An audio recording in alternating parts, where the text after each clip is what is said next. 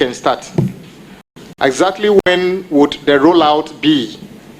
That would be part of the first budget of President Mahama to be presented to Parliament by the Finance Minister, your own good friend,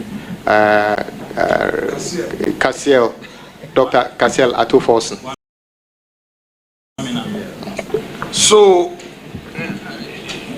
you mean the policy will be introduced in the first budget? There will be a rendition in the budget which would set the tone for what we are going to do. I sincerely believe we need to amend the road toll policy because there's a law on it. We need to, because what the law says still talks about toll booths and other things. And as I said, we are not going to build physical toll booths where drivers will stop and pay anything. So it requires us to actually amend the law. But the policy would appear in the financial policy.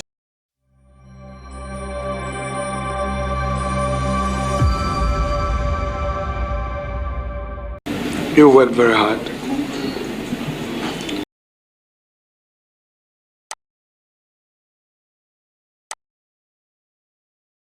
For your stance on matters when you have to express your view. I believe that being a majority leader, I got a close shot of what you stand for. And I have no doubt on my mind at all that should all things go well, the nation would benefit from your talent. Honorable Amwakwata has described you as an upright and forthcoming person. The former roads and highways minister. That's how he describes you. Your colleagues in the then minority caucus describe you as intelligent, frank, but temperamental. In view of the fact that this enterprise of ours is perception driven, what will be your reaction going into the roads ministry in respect of this aspect of the perception held by your colleagues? Thank you. Which of his colleagues? Thank you, Chairman, and I want to thank colleagues for the feedback. I think it's important. They raised issue about my temperament, and yes, you are right. I am, when I believe in something, sometimes yourself you tell me, just be careful the way you put it. So for that part, I will work on it. Thank you. Thank you very much. Honorable, I shall go into your CV with you. So if you have it with you, please. Page 1 of your CV. Used. Yeah, I'll be using it.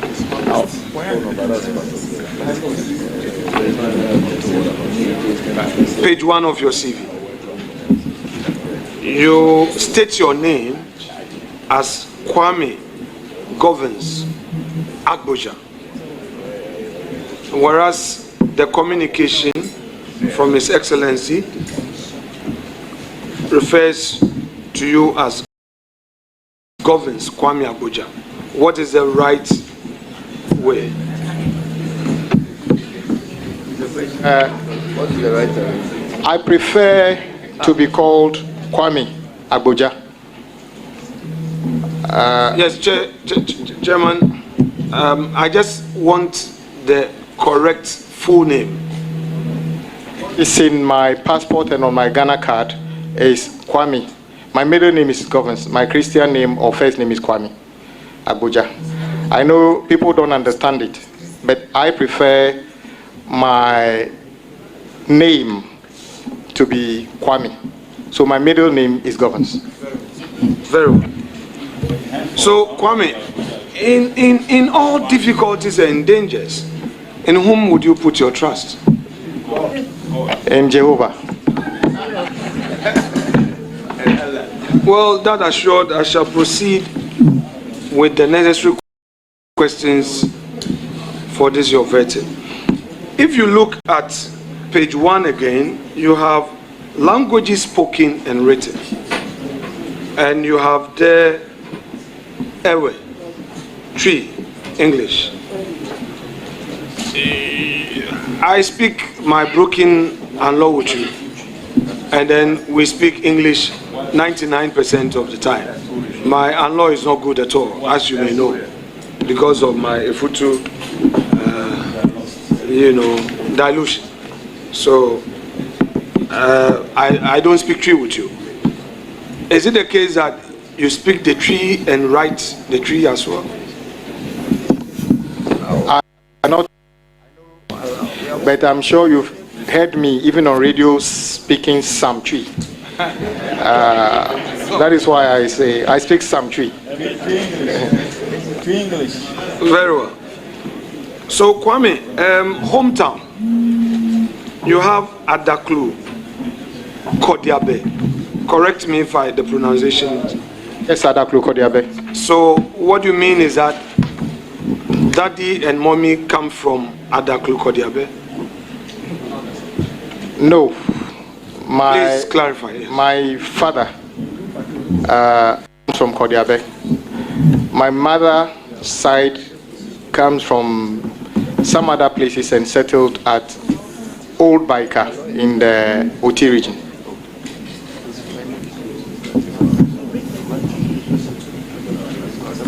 Very well. Now, yeah, sure, I know.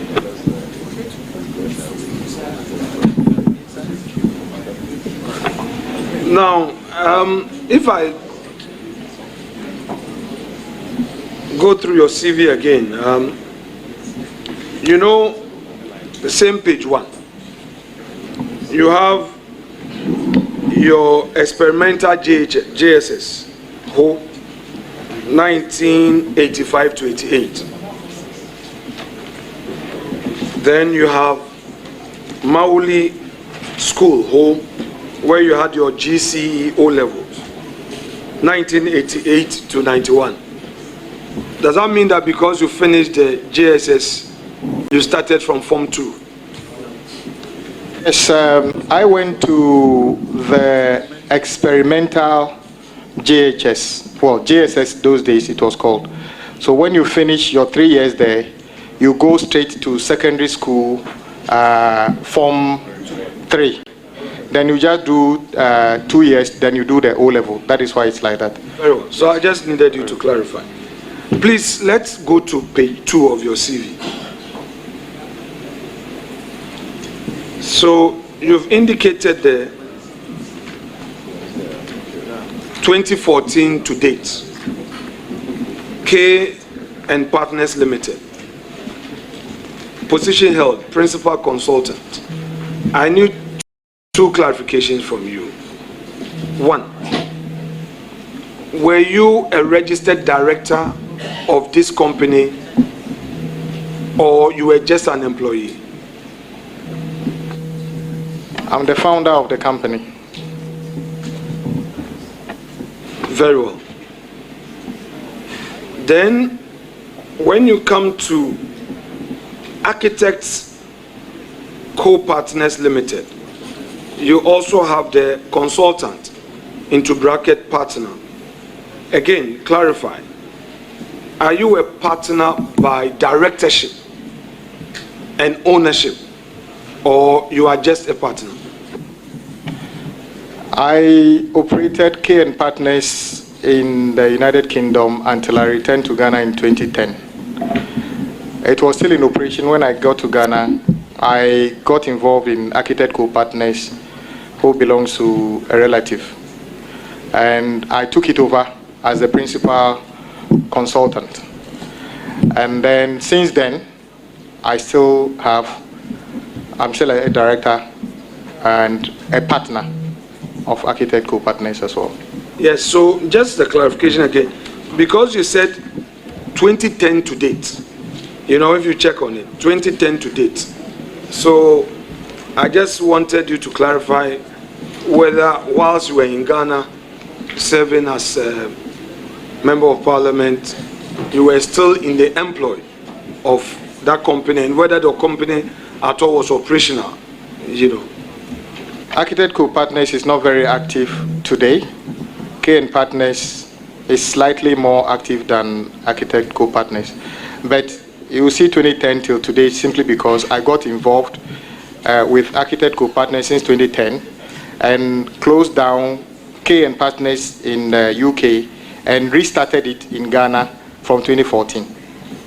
Very well. So you may want to do some amendments in future to that, the Architect and Co-Partners. Thank you very much. All right.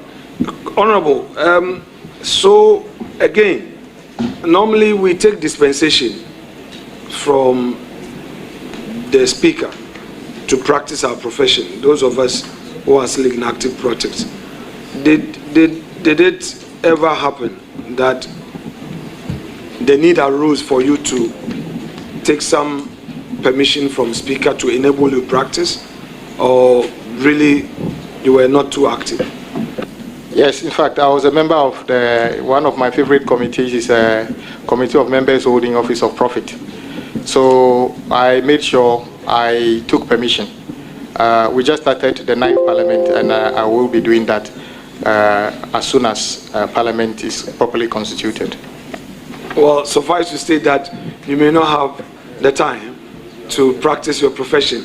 The heavy load of the roads minister may not permit you, but anyway, that's okay. Apart from these companies that you founded, are there other companies that you founded that you've not stated on your CV, please? Yes, I have a parent company that I use to run other interests. What's the name of that company? I want to reserve since I didn't state it officially on my CV, I want to reserve. No, it doesn't matter. I'm on notice of it, or it has come to my. I was going to put that to you. Okay. I haven't laid the foundation, so I don't mind if it pleases you to. I run Southwell Technical Services and others as well. Because I know that for a fact. So since I didn't find it, I thought perhaps it was an omission. So I was laying the foundation, then put it to you. But since you've disclosed it, there's no problem at all. So this is a Ghanaian registered entity, correct? It's a Ghanaian registered entity. Are you the sole shareholder? Yes, I'm the sole shareholder in that one. And how many of you are directors of this entity? Two. You and who, please? You and who, please? You want me to mention the names of the people? No, you said two. Two of you are directors. But you are the sole shareholder. Yes. The other person is just a director, secretary. I understand. Okay. No, the new register general, the new regulation, the law we passed, we can't have secretary director. You must have a secretary and director. They must be separate. Previously, you can have secretary director. So I just want to know from you. You have a secretary to this company, separate or different from a director, or you have a director secretary? As a matter of fact, I don't play active role in these entities. I have a management firm that deals with these things. So to not put out an information that is not completely accurate, I want to reserve that one until I check. That's fair enough. So Kwame,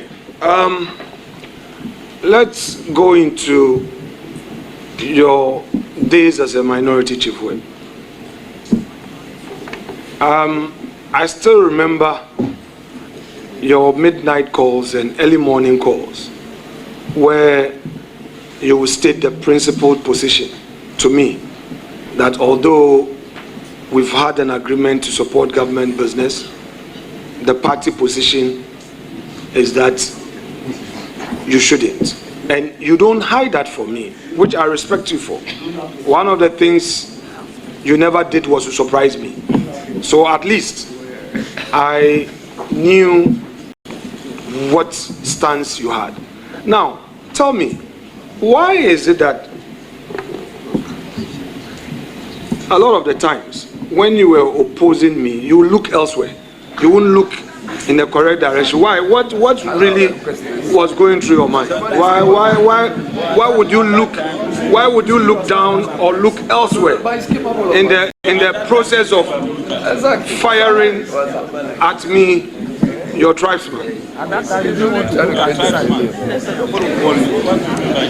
Chairman, I must say the minority leader is a very good friend of mine, and I don't like disappointment. So if we go to a committee and take a decision on something, and it turns out not enough consultation has been done with my party, and by the time we finish the consultation, I need to change my stance, I feel I've let the committee down at that stage. So it is not comfortable to disappoint when I knew you were riding on my word. So, my very good friend, you know, it is not easy to stand in front of somebody who you believe trusts you to say that what I told you yesterday, I can't do it. So that is why it's difficult sometimes to look at you directly and say. So, Kwame, I'm sure you have simplified matters. For those who perhaps found you to be very difficult to understand that this is the nature of politics, and some of our actions must not be held against that. I mean, that's it. I want to know from you about this road tour. When should Ghanaians expect it?